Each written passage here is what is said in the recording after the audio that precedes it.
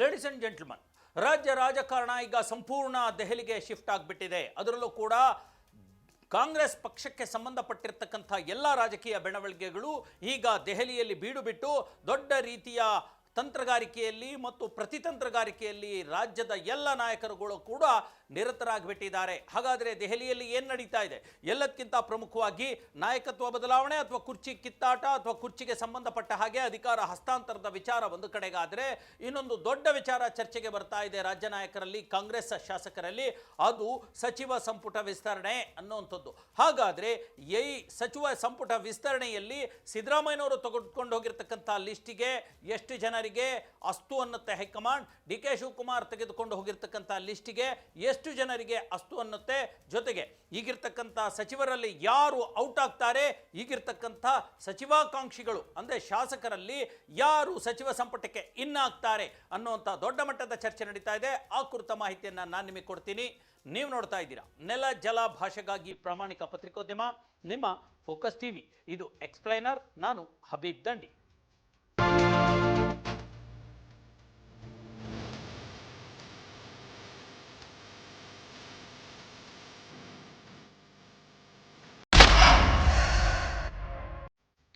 S ವೀಕ್ಷಕರೇ, ರಾಜ್ಯ ಕಾಂಗ್ರೆಸ್ ಪಕ್ಷದ ರಾಜಕಾರಣ ಯಾವಾಗ ದೆಹಲಿಗೆ ಶಿಫ್ಟ್ ಆಯಿತು, ಕಳೆದ 2 ದಿನಗಳಿಂದ ಒಂದು ರೀತಿಯ ಸಂಚಲನ ರಾಜ್ಯ ಕಾಂಗ್ರೆಸ್ ನಾಯಕರಲ್ಲಿ ಈಗ ಉಂಟಾಗ್ಬಿಟ್ಟಿದೆ. ಪ್ರತಿಯೊಬ್ಬರು ಕೂಡ ದೆಹಲಿಯತ್ತ ಮುಖ ಮಾಡಿ ಕೂತು ಬಿಟ್ಟಿದ್ದಾರೆ. ದೆಹಲಿಯಿಂದ ಅದು ಯಾವ ಸಂದೇಶ ಬರುತ್ತೋ, ಅದು ಯಾವ ತರಹದ ಸಂದೇಶ ಬರುತ್ತೋ, ಅದು ಯಾರ ಪರವಾದ ಸಂದೇಶ ಬರುತ್ತೋ, ಅದು ಯಾರ ವಿರುದ್ಧವಾದ ಸಂದೇಶ ಬರುತ್ತೋ ಅನ್ನುವಂಥ ಕುತೂಹಲದಿಂದ ಕಾದು ಕೂತು ಬಿಟ್ಟಿದ್ದಾರೆ.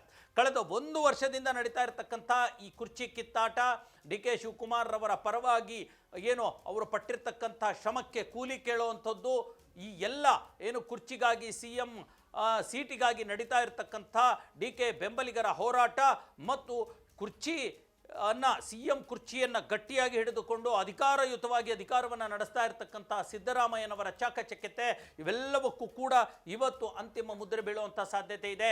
ಇದ್ರ ಜೊತೆಗೆ ಈಗ ಕಳೆದ 1 ವರ್ಷದಿಂದ ಕೇಳಿ ಬರ್ತಾ ಇರತಕ್ಕಂಥ ಮಾತು ಸಚಿವ ಸಂಪುಟ ಪುನರ್ರಚನೆ ಆಗಬೇಕು, ವಿಸ್ತರಣೆ ಆಗಬೇಕು ಅನ್ನುವಂಥದ್ದು.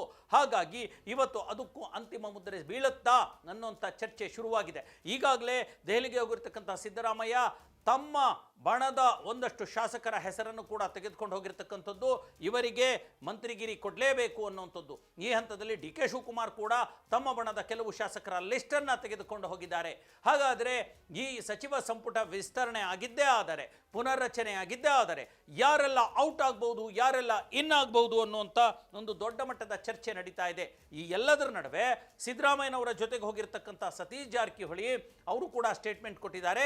ಈ ರಾಜ್ಯದ ಅದರಲ್ಲೂ ಕೂಡ ಕಾಂಗ್ರೆಸ್ ಪಕ್ಷದ ಸರ್ಕಾರದ ಗೊಂದಲ ಮತ್ತು ಪಕ್ಷದೊಳಗಿನ ಗೊಂದಲ ಇದೆಯಲ್ಲ, ಅದು ಆದಷ್ಟು ಬೇಗ ಅದಕ್ಕೆ ಒಂದು ನಿರ್ಣಯ ಹಂತಕ್ಕೆ ಬರಬೇಕು, ಒಂದು ತೀರ್ಮಾನವನ್ನು ಹೈಕಮಾಂಡ್ ತಗೋಬೇಕು.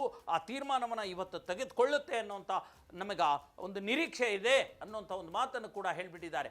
ಆದಷ್ಟು ಬೇಗ ಇದನ್ನು ಬಗೆಹರಿಸಿಬಿಡಬೇಕು ಅನ್ನುವಂಥದ್ದು. ಜೊತೆಗೆ ಅವರು ಹೇಳ್ತಾರೆ, ಅಧಿಕಾರ ಹಂಚಿಕೆಗೆ ಸಂಬಂಧಪಟ್ಟ ಹಾಗೆ ಸಿದ್ದರಾಮಯ್ಯ ಮತ್ತು ಡಿ ಕೆ ಶಿವಕುಮಾರ್ ಇಬ್ಬರನ್ನೂ ಕೂರಿಸಿ ಹೈಕಮಾಂಡ್ ಮಾತನಾಡುತ್ತೋ ಅಥವಾ ಇಬ್ಬರನ್ನು ವೈಯಕ್ತಿಕವಾಗಿ ಇಂಡಿವಿಜುವಲ್ ಆಗಿ ಮಾತನಾಡಿಸುತ್ತೋ ಅನ್ನುವಂಥದ್ದು ಗೊತ್ತಿಲ್ಲ.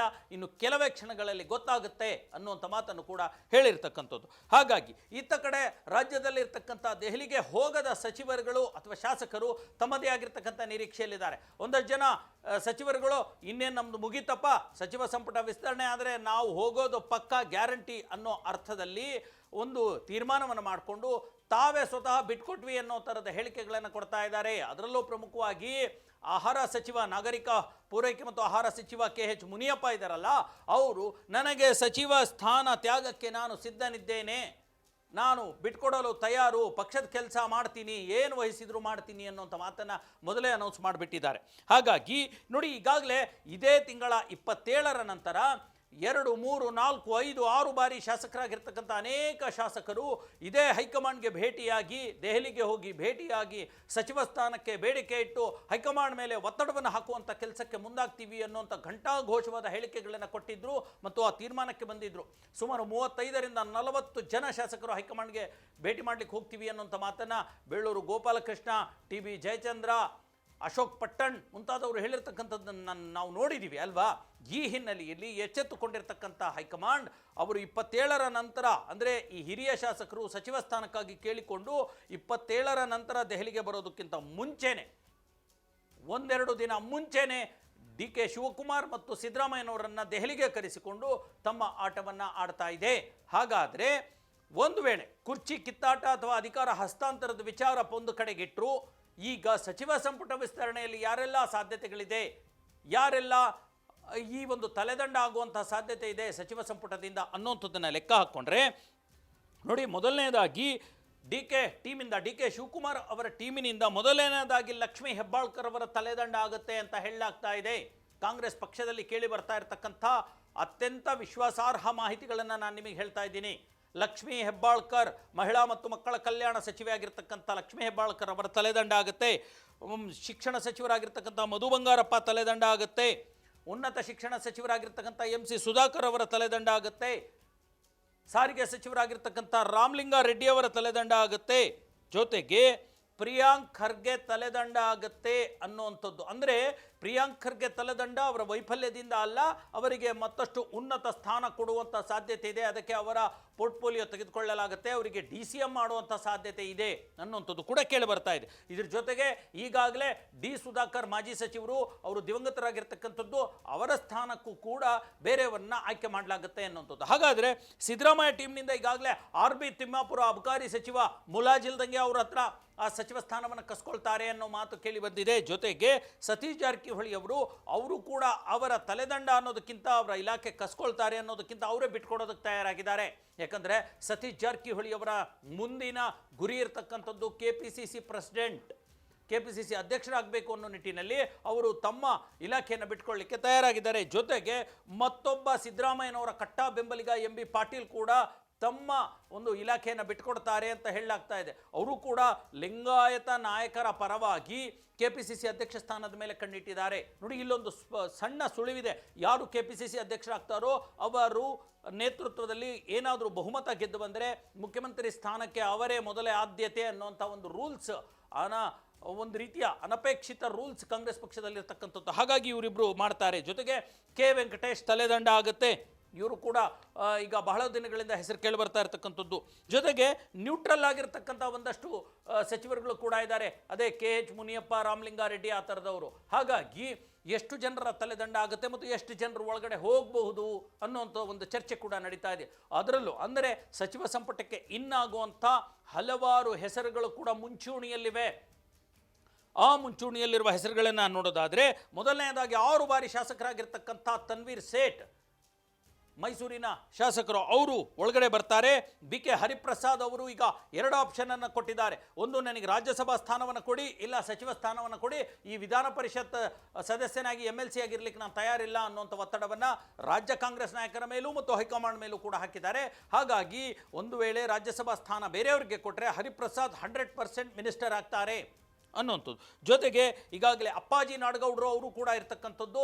ಅವರು ಕೂಡ ಒಂದು ಉತ್ತರ ಕರ್ನಾಟಕದ ವಿಜಯಪುರ ಜಿಲ್ಲೆಯ ಲಿಂಗಾಯತ ಒಂದು ಕೋಟಾದಲ್ಲಿ ಮಿನಿಸ್ಟರ್ ಆಗ್ತಾರೆ ಅಂತ. ಇದ್ರ ಜೊತೆಗೆ ಹಾಸನದ ಅರಸೀಕೆರೆಯ ಒಬ್ಬ ನಾಯಕ ಶಾಸಕರಿದ್ದಾರಲ್ಲ, ಶಿವಲಿಂಗೇಗೌಡರು, ಅವ್ರಿಗೂ ಕೂಡ ಸಚಿವ ಸ್ಥಾನ ಸಿಗುವಂಥ ಸಾಧ್ಯತೆ ಇದೆ.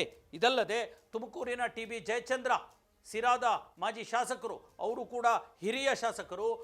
ಹಾಗಾಗಿ ಅವರಿಗೂ ಕೂಡ ಸಿಗುವಂತಹ ಸಾಧ್ಯತೆ ಇದೆ. ಅದರ ಜೊತೆಗೆ ಬೆಂಗಳೂರಿನ ಶಿವಾಜಿನಗರದ ರಿಜ್ವಾನ್ ಅರ್ಷದ್, ಯುವ ಶಾಸಕ, 2ನೇ ಬಾರಿ ಶಾಸಕರಾಗಿರ್ತಕ್ಕಂಥವರು, ಅವರಿಗೂ ಕೂಡ ಶಾಸಕ ಸ್ಥಾನ ಸಿಗುವಂಥ ಸಾಧ್ಯತೆ ಇದೆ. ಇದರ ನಡುವೆ NA ಹ್ಯಾರಿಸ್, HC ಬಾಲಕೃಷ್ಣ, ಈ ಥರ ಮುಂತಾದವರ ಒಂದು ಹೆಸರುಗಳು ಕೇಳಿ ಬರ್ತಾ ಇದೆ. ಆದರೆ ಹ್ಯಾರಿಸ್ ಅವರು BDAಗೆ ಅಧ್ಯಕ್ಷರಾಗಿರೋದ್ರಿಂದ, ಬೆಂಗಳೂರು ಡೆವಲಪ್ಮೆಂಟ್ ಅಥಾರಿಟಿಗೆ ಅಧ್ಯಕ್ಷರಾಗಿರೋದ್ರಿಂದ ಅವರಿಗೆ ಒಂದು ಒಳ್ಳೆ ಒಂದು ಇಲಾಖೆ ಸಿಕ್ಕಿದೆ. ಹಾಗಾಗಿ ಅವರ ಹೆಸರು 2ನೇ ಲಿಸ್ಟಿನಲ್ಲಿ, 3ನೇ ಲಿಸ್ಟಿನಲ್ಲಿ ಪರಿಗಣನೆಗೆ ಬರುತ್ತೆ. ಈ ಥರ ಇನ್ನಾಗುವಂಥವರು ಕೂಡ ಬಹಳಷ್ಟು ಜನ ಇದ್ದಾರೆ. ಸಚಿವ ಸಂಪುಟಕ್ಕೆ ಔಟ್ ಆಗುವಂಥವರು ಕೂಡ ಬಹಳಷ್ಟು ಜನ ಇದ್ದಾರೆ. ಆದರೆ ಇದೆಲ್ಲದಕ್ಕೂ ಮುನ್ನ